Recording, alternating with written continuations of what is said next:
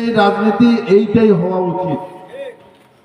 এতদিন যে রাজনীতি চলছিল সেই রাজনীতিতে শুধু উন্নয়নের গল্প শুনেছি, আর তৎকালীন যারা রাষ্ট্র পরিচালনার দায়িত্বে ছিলেন সেই দলের লোকদের পকেটের উন্নয়ন দেখেছি।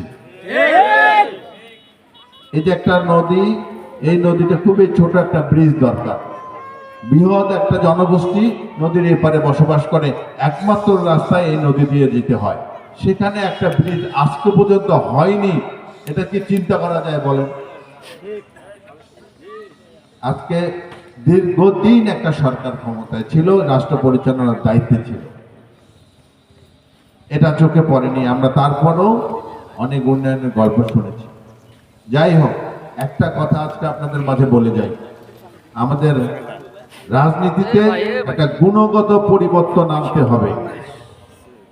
এতদিন যে ট্রেডিশনাল রাজনীতি চলেছে সেই রাজনীতি যারা ধরে থাকবে তারাই রাজনীতিতে পিছিয়ে যাবে। আমাদের দীর্ঘদিন থেকে বিএনপি যে সংগ্রাম করেছে, আন্দোলন করেছে, বিএনপির নেতাকর্মীকে আমরা হারিয়েছি, আমাদের অনেক সহযোদ্ধা খুন হয়েছে, গুম হয়ে গেছে, আয়না ঘরে বছরের পর বছর থেকেছে। তারপরে যে পটভূমি তৈরি হয়েছিল, যে ক্ষেত্রটা তৈরি হয়েছিল, সেটাতেই তো ছাত্র জনতা মিলিতভাবে আন্দোলন করে তৎকালীন সরকারের পতন ঘটিয়েছে। তো মানুষ স্বৈরাচারী হলে কি রকম হয়, সরকার যদি স্বৈরাচারী আচরণ করে, সরকার যদি দুর্নীতিগ্রস্ত হয়, সরকার যদি পক্ষপাতদুষ্ট হয়, তাহলে কি হয় সেটা তো আমরা নিকট অতীতে দেখলাম 5ই আগস্টের আগে।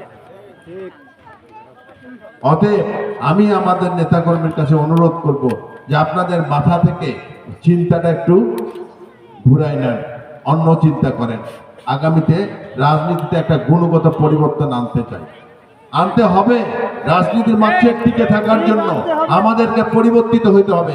আজকে যে কাজটা আপনারা করিয়ে দেখিয়েছেন, এই 3 নম্বর ওয়ার্ডের যারা আছেন জাতীয়তাবাদী শক্তির লোক, আপনারা যে কাজটা করেছেন, এইগুলোই হলো কাজ, এইগুলোই হলো রাজনীতি।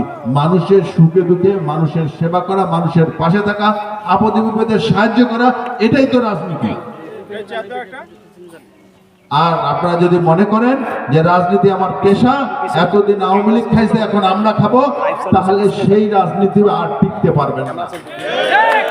মাথায় রাখতে হবে, মানুষ পরিবর্তন ঘটিয়েছে জীবন দিয়ে, রক্ত দিয়ে, সেটার মূল্য আমাদেরকে দিতে হবে। মাথায় রাখতে হবে, আমাদের নেত্রী 6 বছর বিনা কারণে এই 78 বছর বয়সে জেলে ছিল। মনে রাখতে হবে, আমাদের ভারপ্রাপ্ত চেয়ারম্যান কেন দেশের বাইরে থাকতে বাধ্য হচ্ছে। আমাদের জিয়া পরিবারের যে ক্ষতি হয়েছে, আমাদের নেত্রী তার আরেক সন্তানকে হারিয়েছে, যে ক্ষতিগুলো হয়েছে সেই ক্ষতিগুলো আমরা কি পূরণ করতে পারবো বলেন? আমরা এগুলা সব কিছুর জবাব দিতে পারবো যদি আমরা পজিটিভ রাজনীতি করি, যদি আমরা মানুষের কল্যাণে রাজনীতি করি, যদি আমরা সবসময় মানুষের পাশে থাকার চিন্তা করি। ব্যক্তি চিন্তাটা বাদ দিতে হবে। আপনারা জানেন পুরাতন কথা, আমাদের নেতা শহীদ রাষ্ট্রপতি জিয়া রহমান বলেছে, ব্যক্তির চেয়ে দল বড়, দলের চেয়ে দেশ বড়। একটা কথার মধ্যে অনেক কিছু বোঝা যায়, অনেক কিছু নিহিত আছে। যাই হোক, আমি আপনাদের মাঝে, আপনাদের মাধ্যমে এবং এলাকাবাসীর মাধ্যমে সবাইকে জানাতে চাই, ইনশাল্লাহ আমরা ধানের শীষের প্রতীক নিয়ে আগামীতে ইনশাল্লাহ আমরা আমাদের দলকে রাষ্ট্র পরিচালনার দায়িত্বে নিয়ে যেতে পারবো ইনশাল্লাহ। সবাই মন দিয়ে কাজ করবেন, সবাই মানুষের পাশে থাকবেন, মানুষকে বুঝাবেন যে বিএনপি এখন একমাত্র রাজনৈতিক সংগঠন যার ইতিপূর্বে দেশ চালানোর অভিজ্ঞতা আছে। এখন আমাদের প্রতিপক্ষ যে দল, সে দলের আগে কখনো রাষ্ট্র পরিচালনার দায়িত্ব পায়নি। সর্বোচ্চ আসন পেয়েছিল 18টা বিএনপির সঙ্গে জোটভুক্ত হয়ে। আর যখন বিএনপিকে ছেড়ে চলে গিয়েছিল 96 সালে, তখন আসন পেয়েছিল 3টা। অতএব এলাকার উন্নয়নের স্বার্থে, এলাকার মানুষের কর্মক্ষেত্র তৈরির স্বার্থে, মামুনদের কর্মক্ষেত্র তৈরির স্বার্থে, এলাকার সকল পজিটিভ কর্ম চালিয়ে যাওয়ার স্বার্থে আমাদেরকে মানুষকে বোঝাতে হবে যে আমরা বিএনপির সঙ্গেই থাকতে হবে এবং আমরা আমাদের চাল চলন, আচার আচরণের পরিবর্তনের মাধ্যমে সাধারণ মানুষকে ইনশাল্লাহ বুঝিয়ে দিব যে আগামী রাজনীতি হবে উন্নয়নের রাজনীতি, আগামী রাজনীতি হবে 31 দফা রাজনীতি। আগামী রাজনীতি হবে তারেক রহমানের মতো পজিটিভ রাজনীতি। আমাদের নেতা তারেক রহমান সাহেবের সাম্প্রতিককালে বক্তব্যগুলো শুনছেন আপনারা।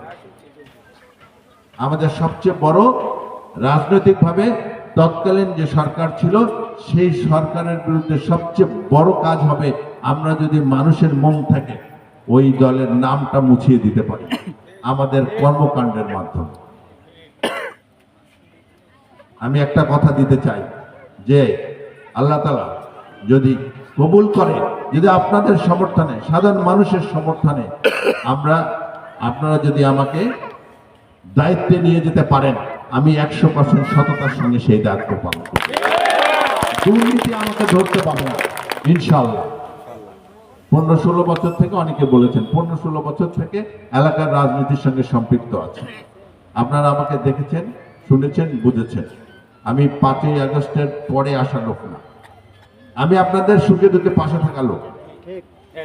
আগামীতে সেইভাবে চলবো, সেটা থাকতে চাই, জনগণের সেবা করতে চাই, জনগণের পাশে থাকতে চাই, এটা আমার অঙ্গীকার এবং 100% সততার সঙ্গে সেটা। সবাইকে অনেক ধন্যবাদ। বিএনপি নেতাকর্মী, অঙ্গ সংগঠন, সহযোগী সংগঠন যারা আজকে এটা আয়োজন করেছেন, যারা এই শাখা নির্মাণ করেছেন নিজের শ্রম দিয়ে, স্বেচ্ছাশ্রমের ভিত্তিতে এবং নিজের অর্থ খরচ করে যারা করেছেন, তাদেরকে আমি অসংখ্য ধন্যবাদ জানাই।